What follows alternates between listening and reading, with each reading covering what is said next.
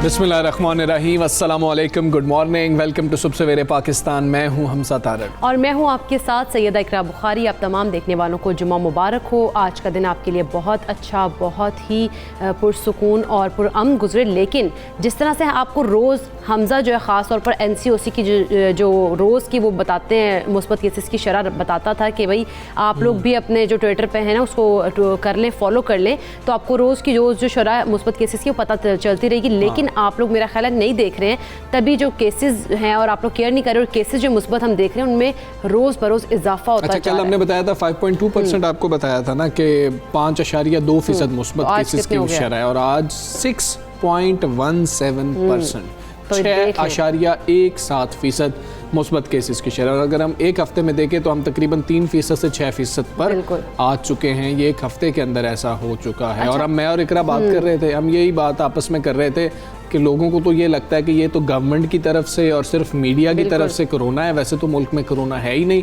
और ये गवर्नमेंट भी खुद से ही कह रही है और मीडिया भी शायद खुद से ही कह रहा है कि कोरोना हमें तो नज़र नहीं आता, पता नहीं क्यों नज़र नहीं आता। लेकिन अच्छा, हम देखें कि ये जो 6% पे गया है ना मुस्बत केसेस की शरह, ये 2 माह बाद गया है। पूरा मतलब पूरे 2 माह के बाद ये 6% से भी तजावुज़ कर गई है अब तो मुस्बत केसेस की शरह। लेकिन ये तमाम तर चीज़ें जो हम आपको बता रहे हैं, ये सिर्फ और सिर्फ इस वजह से कि आपने एहतियात नहीं की, आपने मास्क नहीं लगाया, आपने जो सोशल डिस्टेंसिंग का कहा जाता है बार बार के ख्याल रखें, आपने वो ख्याल नहीं रखा। उस वजह से अब जिस तरह से शॉपिंग मॉल्स का रुख कर रहे हैं, मार्केट्स का रुख कर रहे हैं, देखते हैं वहाँ पर लोगों ने मास्क ही नहीं पहना।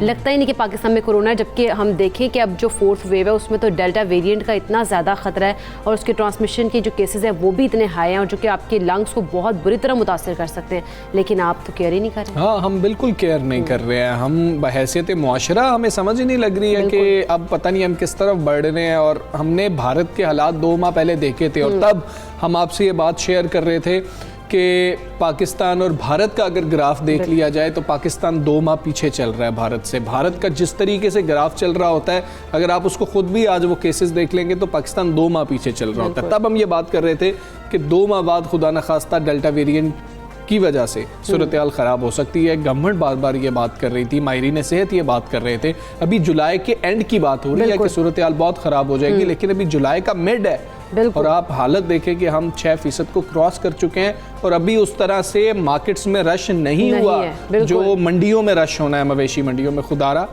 फिर से एहतियात कीजिए, हम आपको यही कह सकते हैं। और ये यकीन कीजिए सिर्फ गवर्नमेंट की जानिब से नहीं कहा जा रहा कि ये जी कोरोना फैल रहा है, हकीकतन ये नंबर्स आपको बताते हैं कि कोरोना बिल्कुल ऐसी। हमदाद हम देखते हैं गवर्नमेंट कितनी ज़्यादा एफर्ट्स करी, कैंपेन्स चला रहे हैं, मीडिया कैंपेन्स चला रहे हैं, सिर्फ और सिर्फ इसीलिए कि आप लोगों को जो है ना इस बात का पता चल सके कि कोविड है, वाकई में है, और आप लोगों ने एहतियात करनी है। जो लोग इसके अंदर से गुजर रहे हैं, जिस तरह से हम डेथ रेट्स देखते हैं, उन लोगों को मेरा ख्याल है इसका ज़्यादा बेहतर पता होगा। कीमती जाने ज़ाया हुई गुज़श्ता 24 घंटों के अंदर ही हमने देखा है कि इंतकाल करके 2300 के करीब नए केसेस जो हैं वो सामने आए हैं गुज़श्ता 24 घंटों के अंदर। तो आपको पता नहीं क्यों समझ नहीं, हम भी खुद को उसमें शामिल करते हैं, अपनी फैमिलीज़ को उसमें शामिल करते हैं, अपने रिश्तेदारों को उसमें शामिल करते हैं कि हम लोग एहतियात उस तरह से नहीं कर रहे जो हमें एहतियात करनी चाहिए। खुदारा एहतियात कीजिए। अस्पतालों और ICUs में कोरोना मरीजों की अगर देखें तादाद तो उसमें भी बतदरीज इजाफा हो रहा है, और सरबराह NCOC ने कहा है कि तमाम लोग SOPs पर अमल करें, जल्द वैक्सीन लगवाएं, अपनी और दूसरों की जिंदगियां खतरे में ना डालें। अच्छा, जबकि डॉक्टर फैसल सुल्तान ने कोरोना के बढ़ते हुए केसेस के पेश नज़र ईद उल अज़हा पर पाबंदियों का इशारा भी दिया है, और उनका कहना है कि मौजूदा हालात हमें बता रहे हैं कि ईद उल अज़हा बहुत महदूद पैमाने पर होगी। बिल्कुल ऐसे ही। और ईद उल अज़हा पर अगर बात करें पब्लिक ट्रांसपोर्ट की, तो उन्होंने कहा कि वो भी बंद होगी। सयाहत के मकाम पर सिर्फ वैक्सीनेटेड लोगों को दाखिले की इजाज़त होगी, जबकि डॉक्टर फैसल सुल्तान ने यह भी बताया कि कोई भी वैक्सीन 100% मौसर नहीं होती, इसलिए एहतियात तो करनी पड़ेगी। एहतियात करनी पड़ेगी। आपने वैक्सीन लगवा के, इस बात का मतलब यह है कि वैक्सीन लगवाने के बाद भी आपने एहतियात करनी है। तो आप लोगों ने ये नहीं करना कि वैक्सीन लगवा ली अब तो हमें कोई ख़तरा ही नहीं रहा, ऐसा नहीं है। उन्होंने सिर्फ ये बात बताई है, और साथ ये भी कहा है कि वैक्सीन लगवाना बहुत ज़्यादा ज़रूरी है। जो भी वैक्सीन अवेलेबल हो आपको वो लगवा लेनी चाहिए। और दूसरी जानिब कराची में डेल्टा वेरिएंट के मज़ीद 65 केसेज रिपोर्ट हुए हैं। सिंध हुकूमत के नए हुक्मनामे के मुताबिक रेस्टोरेंट्स में इंडोर डाइनिंग कल रात से बंद कर दी गई। बिल्कुल ऐसे ही है। अब देख लें कि दोबारा से पाबंदियां लगनी शुरू हो गई हैं। अगर ट्रांसपोर्ट की बात करें तो 50% मुसाफिरों के साथ उन्होंने कहा कि चलेंगे। सिनेमा हॉल की बात करें, तालीमी इदारे भी उन्होंने कहा कि ये भी बंद हो जाएंगे। अब जो सख्तियाँ हम देख रहे हैं कि वो बढ़ती जा रही हैं, सिंध में भी खास तौर पर जिस तरह से सूरत सिंध में सबसे ज़्यादा केसेस हैं इस वक्त। एक बार फिर से सिंध में केसेस सबसे ज़्यादा हो रहे हैं, और वैसे भी और डेल्टा वेरिएंट के भी। और पार्लिमानी सेक्रेटरी बराए health doctor Nausheen Aamir sir साथ मौजूद हैं। डॉक्टर साहिबा अस्सलाम वालेकुम, गुड मॉर्निंग। डॉक्टर साहब, अब जो हम हालात देख रहे हैं, ये तो कहा जा सकता है कि अब चौथी लहर का आगाज़ हो गया है। जुलाई के एंड का कहा जा रहा था कि सूरत हाल बहुत ख़राब होगी, हम मिड में ही देख रहे हैं कि सूरत हाल बहुत ख़राब होती जा रही है। ईद पर क्या ये एक्सपेक्ट किया जाए कि गुज़श्ता ईद जैसा लॉकडाउन हो सकता है? देखिए जी, मैं ये समझती हूँ कि ऑप्शंस तो सारी टेबल के ऊपर होती हैं और सारी अंडर कंसिडरेशन भी होती हैं, पर फिलहाल ये कि टोटल लॉकडाउन का अभी कोई अनाउंसमेंट नहीं हुई या कोई फैसला नहीं हुआ है। मगर जाहिर है कि जो SOPs हैं उनकी स्ट्रिक्ट इम्प्लीमेंटेशन के ऊपर इस वक्त बहुत ज़्यादा फोकस किया जा रहा है। और जो हॉटस्पॉट्स हैं, जहाँ पर हमें जिन एरियाज़ में कोरोना केसेस का ज़्यादा रिपोर्टिंग हो रही है, वहाँ पे फ़ौज से भी मदद मांगी गई है कि वो वहाँ पर इम्प्लीमेंट में हमारी हेल्प करें। उसके अलावा आपने देखा होगा कि लोकल इंतज़ामिया जो है वो अब मुतहरिक है, और तमाम पब्लिक प्लेसेस, बिकॉज इसके फैलाव का सबब जो होता है वो पब्लिक गैदरिंग्स और पब्लिक प्लेसेस ही होता है, तो वहाँ पर अब बिल्कुल मॉनिटरिंग हो रही है, छापे पड़ रहे हैं। मार्केट्स को, शॉप्स को भी सील किया जा रहा है, रेस्टोरेंट्स को भी सील किया जा रहा है, पब्लिक प्लेसेस के ऊपर भी बहुत विजिलेंटली देखा जा रहा है कि हम लोगों की सोशल डिस्टेंसिंग वगैरह और ज़्यादा इज्तिमा ना हो। उसके अलावा टूरिज़्म के लिए जो है वो आपने देखा है कि जैसे AJK में 10 दिन के लिए टोटली जो है वो टूरिज़्म को बंद कर दिया गया है, और बाकी जगहों की, क्योंकि ईद की छुट्टियों में थोड़ा सा एक रुझान होता है लोगों का बाहर की तरफ निकलने का, इस वाई जो वैक्सीनेटेड लोग हैं उनके अलावा बाकी लोगों को टूरिस्ट प्लेस पे एंटर होने की इजाज़त नहीं दी जाएगी। तो इस तरह कोशिश की जाती है कि पब्लिक प्लेसेस के ऊपर जो है वो मॉनिटरिंग सख्त की जाए, क्योंकि वही बेसिकली फैलाव का सबब बनते हैं। सही है।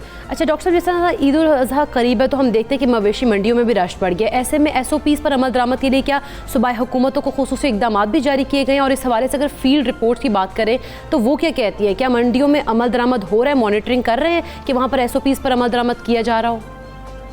देखिए, सबसे पहले तो ये हदायत दी गई थी कि इस दफ़ा मंडियाँ जो है वो शहर से बाहर लगाई जाएँ, और ज़ाहिर है उससे फ़र्क पड़ जाता है। रश में बाहर होते हैं तो सिर्फ जिनको ज़रूरत होती है वो लोग ही वहाँ पर जाते हैं, और कम तादाद में जाते हैं सिर्फ जो जिनको वाकई ख़रीदारी करनी होती है। तो एक उससे मेरा ख्याल है थोड़ा सा फ़र्क पड़ा कि उस तरह जो शहर के अंदर लगती थी और उसमें जो बेजा रश होता था वो अवॉइड किया गया है। उसके अलावा मवेशी मंडियों के अंदर रैंडम टेस्टिंग भी की जा रही है। वहाँ पर हमारी टीम्स मौजूद हैं और वो रैंडमली जो है वो लोगों के टेस्ट ले रही हैं, ये देखने के लिए कि पर कोई कोरोना का एविडेंस तो नहीं मिलता। तो वो अभी तक हमारे अक्सर जो जगह है वो पर नेगेटिव आया है कि वहाँ से हमें कोई टेस्ट पॉजिटिव नहीं मिला है। उसके अलावा जो SOPs हैं कि मास्क का इस्तेमाल है, वो उसके लिए लोकल इंतज़ामिया वहाँ पे मॉनिटरिंग कर रही है। ठीक है डॉक्टर साहबा, हमें वैक्सीन के हवाले से बताइएगा। साइनोवैक की मज़ीद डोजेज़ भी पाकिस्तान पहुंची हैं। साइनोफार्म के हवाले से कहा जा रहा था कि शायद कम डोजेज़ हैं, सेकंड डोज भी लेट हुई है, उसमें भी कुछ मुश्किलात का सामना है। अवाम शिकायत भी कर रहे हैं कि दूसरी डोज़ का तो हमें मैसेज मौसूल हो ही नहीं रहा, ज़्यादा टाइम भी गुजर जाने के बावजूद। आप तक क्या अभी तक इत्तलात हैं? NCOC इस पर क्या कर रहा है? जी देखिए, बिल्कुल इस महीने हमारे पास साइनोवैक की और साइनोफार्म दोनों की मज़ीद कंसाइनमेंट्स जो हैं वो कुछ पहुंच गई हैं और कुछ पहुंच रही हैं। वैक्सीन की शॉर्टेज नहीं है। ये मैं आपसे ये दरख्वास्त करूँगी कि जिन लोगों को सेकेंड डोज के लिए मैसेज नहीं आया वो अपनी पहली डोज से 6 वीक्स कैलकुलेट करके वो सेंटर पे चले जाएं, उनको इंशाल्लाह तक वैक्सीन लग जाएगी। इस वक्त वैक्सीन की किसी किस्म की शॉर्टेज नहीं है, सिर्फ गैप जो है वो 3 वीक्स के बजाय 6 वीक्स का कर दिया गया है। तो अगर आपको मैसेज नहीं भी आता तो आप लोग 6 वीक्स के बाद अपने करीबी सेंटर पे चले जाएं, इंशाल्लाह ताला आपको सेकंड डोज लग जाएगी। जी ठीक है डॉक्टर साहब, नमाज ईद के हवाले से बताइएगा, क्या NCOC की जानिब से खुसूसी SOPs भी जारी किए गए हैं उस बारे? जी देखिए, पिछली भी, अब तो ये मैं समझती हूँ हमारी तीसरी ईद है जो हम कोविड के करेंगे, तो SOPs तो इसके बिल्कुल इशू हुए हुए हैं कि किस तरीके से हमने अपने घर से अपने जानमाज लेके जाने हैं, खुली जगह पे ईद के इज्तिमात होने हैं और डिस्टेंसिंग आपस में रखनी है, एक साथ में मतलब जगह छोड़ के वो खड़ा। तो ये तमाम SOPs पिछली 2 ईदों से मेरा ख्याल है अब तो हमारी लोगों को थोड़ी सी प्रैक्टिस भी हो गई होगी। तो और मास्क का इस्तेमाल, तो बस ये दरख्वास्त लोगों से है कि वो जिम्मेदारी का सबूत दें और एक जिम्मेदार शहरी बने और जो हुकूमत ने इस वक्त SOPs दी, क्योंकि इस वक्त सिचुएशन वाकई ही ख़राबी की तरफ जा रही है, जिस तरह तेज़ी से केसेस बढ़ रहे हैं और इसमें हमें ज़्यादा 50% से ज़्यादा एविडेंस जो है वो हमें डेल्टा वेरिएंट का मिल रहा है इन केसेस में। के वेरिएंट साउथ अफ्रीकन वेरिएंट था, अब ये तीसरा वेरिएंट जो डेल्टा आया है, इसका ये कि अभी डिजीज़ की सिवियरिटी तो नहीं इसकी प्रूव हुई, मगर ये ज़रूर है कि ये फैलता बहुत तेज़ी से है, बहुत आसानी से इसका फैलाव हो जाता है। तो इस वजह से दरख्वास्त यही है कि लोग पहले से भी ज़्यादा एहतियात करें, क्योंकि ईद के दिनों में ज़ाहिर है कि लोग बाहर निकलने की कोशिश करते हैं, आपस में मेल जोल ज़्यादा होता है, तो इसका फैलाव बढ़ सकता है। मगर अगर हम जिम्मेदारी का सबूत दें, तो मास्क का इस्तेमाल करेंगे, गैर ज़रूरी गैदरिंग को अवॉइड करेंगे, तो इंशाअल्लाह ताला मिलजुल कर इसका खात्मा कर सकते हैं। ठीक है डॉक्टर साहबा, ईद की छुट्टियों के हवाले से काफ़ी कन्फ्यूजन मौजूद है और कुछ हल्के ये भी बात कर रहे हैं कि जब हालात इतने ज़्यादा ख़राब हो रहे हैं तो फिर क्या छुट्टियों को बढ़ा नहीं देना चाहिए। हमने पहले भी देखा कि फ़ैसले इसीलिए किए जा रहे थे कि अवाम जो हैं वो किसी तरह से महफूज रह सके, उनको महफूज रखा जा सके। तो क्या ये भी कुछ अंडर डिस्कशन है अभी कि शायद छुट्टियाँ बढ़ा दी जाएंगी ताकि हम कुछ कंट्रोल कर लें उस एक हफ़्ते के अंदर, 5-7 दिनों के अंदर? जी बिल्कुल, छुट्टियां बढ़ाने की कंसिडरेशन है। 3 छुट्टियां तो अनाउंस हो गई हैं। फ्राइडे की छुट्टी के लिए अभी प्रपोजल जो है वो दे दिया गया है और इंशाल्लाह ताला एक आध दिन में मैं समझती हूँ कि उसके बारे में कुछ हो जाएगा। फ्राइडे की छुट्टी का प्रपोजल है जी बिल्कुल, और प्राइम मिनिस्टर साहब इस वक्त मुल्क से बाहर है, वो इंशाल्लाह ताला आज वापस आ जाएंगे तो इसके ऊपर कोई फैसला हो जाएगा। बिल्कुल ठीक है डॉक्टर साहब, बड़ी अच्छी बात है कि आपने ये बात हमें बताई, क्योंकि लोग ये क्वेश्चन कर रहे थे। लेकिन सेकंड डोज वालों की जो प्रॉब्लम है, वो कुछ लोग तो वो हैं कि जो दूसरी डोज लगवाने के लिए आए ही नहीं। आपसे बारहा हमारी इस पर गुफ्तगू भी हुई है। क्या ऐसे लोगों को अब ट्रेस किया जा रहा है कि उनको खुद से कहा जाए, अब वो खुद से आने नहीं लगे हैं कि जी के आके लगवा लेंगे, अब उनको जाके शायद लाना पड़ेगा या जाकर उनको लगानी पड़ेगी वैक्सीन? उसके लिए क्या किया जा रहा है? जी, एक तादाद बिल्कुल आपकी बात दुरुस्त है, ऐसी है कि जो सेकंड डोज के लिए नहीं आए हैं, उसमें कुछ लोग शायद इस गलत फहमी में रह गए कि हमें एक इंजेक्शन लग गया तो शायद हमारा यही वो था। और कुछ लोग शायद वॉलंटरीली जो है कुछ प्रोपेगेंडा की वजह से या कुछ उसकी वजह से नहीं आए। उनका डाटा बिल्कुल हमारे पास मौजूद है, जो पार्शियल वैक्सीनेटेड लोग हैं, और उनको बार बार मैसेजेस किए जा रहे हैं, रिपीटेड मैसेजेस उनको जा रहे हैं। पर अगर वो उसके बावजूद अगर नहीं आते तो फिर डेफिनेटली हुकूमत खुद, क्योंकि अब हम लोगों ने वो भी प्रोग्राम शुरू कर दिए कि लोगों के डोर स्टेप्स पे जाने का, और इस्लामाबाद की एक बहुत बड़ी कैंपेन लॉन्च हुई है जिसमें 23 मोबाइल यूनिट्स और 23 स्टैटिक यूनिट्स जो हैं वो तमाम पेरिफ्री में जो दूर दराज के देहाती इलाके हैं और थोड़ा जो बड़े हॉस्पिटल से फासले पे हैं, वहाँ पे ये सेंटर्स कायम किए गए हैं। और मोबाइल वैन्स भी हैं जो कि उन यूनियन काउंसिल्स के अंदर जाकर जो थोड़ा मुश्किल एरियाज़ है वहाँ पर वो जाके खुद लोगों को लगाने के लिए, यानी कि अब ये एक प्रोग्राम शुरू हो गया तो खुद लोगों के डोर स्टेप पे जाना शुरू कर दिया। तो इंशाल्लाह ताला हुकूमत की पूरी कोशिश है कि हम जल्द से जल्द अपना वो टारगेट जो 7 करोड़ लोगों का है by the end of this year को अचीव करें। बिल्कुल ठीक है डॉक्टर साहब, बहुत शुक्रिया आपका। सुबह सवेरे पाकिस्तान बात कर रही थी और जिस तरह से डॉक्टर साहबा ने बताया कि इस वक्त शॉर्टेज तो बिल्कुल नहीं है, और वो लोग जिन लोगों को मैसेज नहीं आ रहा सेकंड डोज के लिए, तो उसका दौरानिया 3 हफ्ते जो कि साइनोफार्म का था और 4 हफ्ते जो कि साइनोवैक का था। कैंसिनो अगर आपने लगवाई है उसकी तो सिंगल डोज थी, आपने फिर नहीं जाना है। और यही मामला जो है हम आपको बता रहे हैं कि पाकवैक के साथ है। इन दो के साथ जो मामला है, आपने 6 हफ्ते बाद चले जाना है किसी भी सेंटर में ताकि मुझे दूसरी डोज लगा दी जाए अगर आपको मैसेज नहीं भी आ रहा। 6 हफ्ते बाद आपने खुद से चले जाना है अगर मैसेज नहीं भी आ रहा। और जुमे की छुट्टी के हवाले से उन्होंने कहा कि बात है वज़ीर आज़म साहब पाकिस्तान नहीं है, वापस आएंगे तो इस पे फैसला हो जाएगा। बिल्कुल ऐसे, और कंप्लीट वैक्सीनेशन जो है वो बहुत ज़रूरी है, तो उसका ख्याल रखें और अपने आपको वैक्सीनेट जल्द से जल्द कराएं। अगर हम बात करें हमजा वफाकी दारुल-हुकूमत इस्लामाबाद की भी, तो वहाँ पर हम देख रहे हैं कि कोरोना वायरस केसेस एक बार फिर से बढ़ गए हैं, और अब तक मजमूई तौर पर देखा जाए तो 1 से 10 साल की उम्र के 9452 केसेस सामने आ चुके हैं। हाँ जी, DHO इस्लामाबाद ये कह रहे हैं कि गुज़श्ता दिनों 125 कोरोना केसेस रिपोर्ट हुए, जिनमें से 23 बच्चे हैं, और उन्होंने कहा कि शहर में मुस्बत कोरोना केसेस की शरह 6.2% है। अच्छा, इस्लामाबाद में अब देख लें सूरत हाल कैसी है, और अस्पतालों की अगर बात करें तो वहाँ कोरोना वायरस के 149 जो मरीज़ हैं वो ज़ेर इलाज है, जबकि DHO का कहना है कि इस्लामाबाद में कोरोना वायरस के फ़ाल केसेस की तादाद 1661 है। हाँ जी, और पहले हमें पता है कि DC इस्लामाबाद ने ये कुछ अर्सा पहले ट्वीट भी किया था कि इस्लामाबाद में अब सूरत हाल खासी बेहतर है, लेकिन अब सूरत हाल ख़राब होती जा रही है, हमें एहतियात बरतने की बिल्कुल ऐसी हमें एहतियात बरतने की ज़रूरत है। इसी हवाले से हम बात कर लेते हैं। सरबरा DC Islamabad task force Ayab Ahmed साहब हमारे साथ मौजूद हैं। अस्सलाम वालेकुम, गुड मॉर्निंग अयाब अहमद साहब। वफाकी दारुल-हुकूमत इस्लामाबाद में हम देख रहे हैं कि कोरोना के जो केसेस हैं वो बढ़ते जा रहे हैं और 6 ऐसे मकामात हैं जहाँ पर स्मार्ट लॉकडाउन भी लगाया गया है। क्या ईद से पहले मज़ीद इलाकों में भी एक्सपेक्टेड है कि वहाँ पर भी स्मार्ट लॉकडाउन या मुकम्मल लॉकडाउन लगा दिया जाए? बिस्मिल्लाहिर्रहमानिर्रहीम। अच्छा, जो basically lockdown policy ICT administration ने अभी रिसेंटली स्ट्रिक्ट की है और 6 सेक्टर्स की कुछ स्ट्रीट्स हैं उनमें स्मार्ट लॉकडाउन इम्पोज कर दिया गया है। तो इसमें बेसिकली आगे मजीद लॉकडाउन का जो सवाल है, मजीद लॉकडाउन बिल्कुल लगाया जाएगा क्योंकि कोविड SOPs के ऊपर जो है वो स्ट्रिक्टनेस मजीद तेज की जा रही है। इस सिलसिले में डिप्टी कमिश्नर इस्लामाबाद जो है वो खुद भी और जो तमाम मजिस्ट्रेट्स और असिस्टेंट कमिश्नर्स हैं उनको भी अहकाम जारी कर दिए गए हैं कि वो मजीद स्ट्रिक्टनेस जो है वो फॉलो करें, कंप्लायंस SOPs की जो है वो फॉलो करवाएं। मसाजिद में भी, मार्केट्स में भी, रेस्टोरेंट्स में भी जहाँ जहाँ कंप्लायंस नहीं होगी और जहाँ पे केसेस ज़्यादा आते जाएंगे, जिन एरियाज में, जिन सेक्टर्स में, जिन सब से में, तो उनको सील कर दिया जाएगा। जी ठीक है। ये आप सब ये भी बताइएगा कि हम इस्लामाबाद की बात करें तो मुस्बत जो शरह है केसेस की उनमें मुसलसल इजाफा हो रहा है और अस्पतालों में 23 बच्चों समेत कोरोना वायरस के 149 मरीज ज़ेरे इलाज भी हैं। अचानक इतनी बड़ी तादाद में केसेस सामने जो आए हैं उसकी वजूहात आप लोग क्या समझ रहे हैं? क्या SOPs पर अमल दरामद नहीं हो रहा या डेल्टा वेरिएंट इसकी वजह है? अच्छा देखिए जी, इस्लामाबाद में बेसिकली बहुत अच्छे तरीके से कोविड SOPs के ऊपर अमल दरामद भी हुआ, जिसकी वजह से लेस देन 1% पॉजिटिविटी हो गई थी और अचानक से अभी पॉजिटिविटी वापस 5% क्रॉस कर गई है। आज की अगर मैं बताऊं तो राइट नाउ इट्स 5.3% पॉजिटिविटी।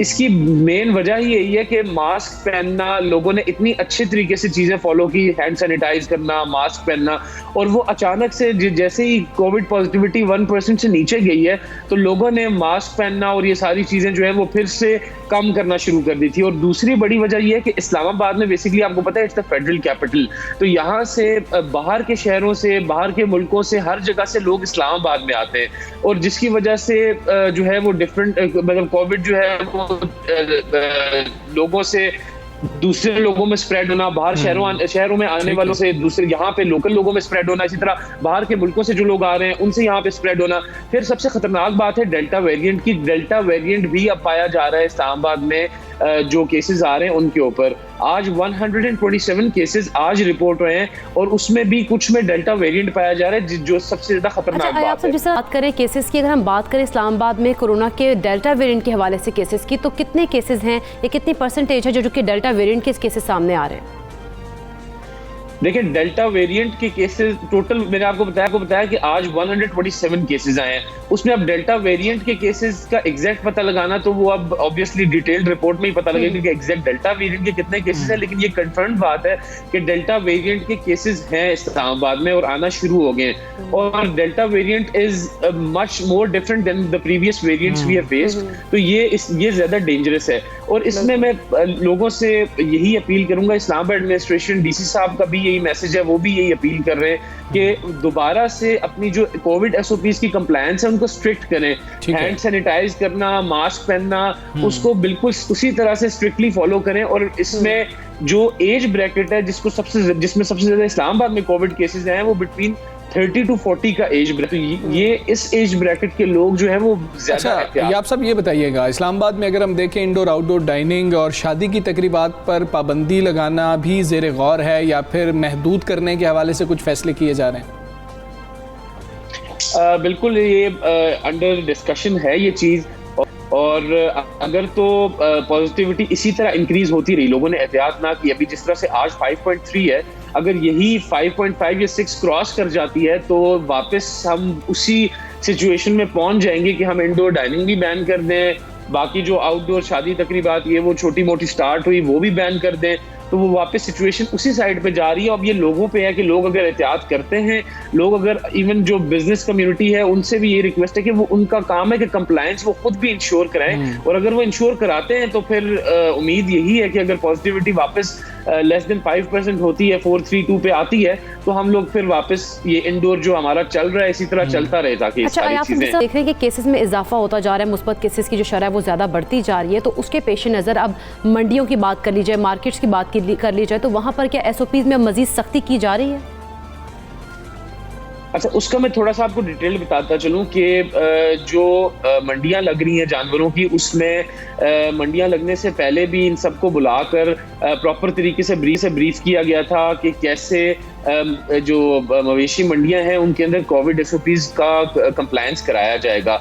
और अभी इस टाइम पे ये है कि जहां जहां पर मंडियां लगी हुई हैं वहां पे डेली बेसिस पे DC साहब खुद भी जा रहे हैं, ACs भी जा रहे हैं, और वहां पर जो मंडियों की एंट्रेंस है वहां पर जो है वो इंश्योर किया जा रहा है कि कोविड SOPs को फॉलो किया जाए। और अगर तो लोगों ने थोड़ी इसमें भी गैर एहतियाती की तो फिर मंडियों में भी मजीद स्ट्रिक्टनेस कर दी जाएगी, और फिर इसी तरह से वहां पे भी कुछ एरियाज, कुछ स्पॉट्स सील करने पड़ेंगे, मंडी छोटी करनी पड़ेगी, मतलब ऐसा कुछ फिर सही है। सही साहब, बहुत शुक्रिया आपका। सवेरे पाकिस्तान से आप बात कर रहे थे, बात वही है, आप जिस भी मतलब के माहिरीन सेहत से बात कर लें, आप इंतज़ामिया से बात कर लें, आप हुकूमती नुमाइंदों से बात कर लें, सब यही कहते हुए नज़र आ रहे हैं कि अगर हमने एहतियात ना की तो शायद फिर से सब कुछ बंद करना पड़ जाएगा। तो ये अगर जो है ना, इसको अपने हक में बेहतर कर लें और एहतियात बरतना शुरू हो जाएं। अच्छा, UAE के हवाले से हम एक अहम अपडेट है जो देना चाहते हैं, जो पाकिस्तानी वहाँ पर काम करते हैं या वहाँ सफ़र करना चाहते हैं उनके लिए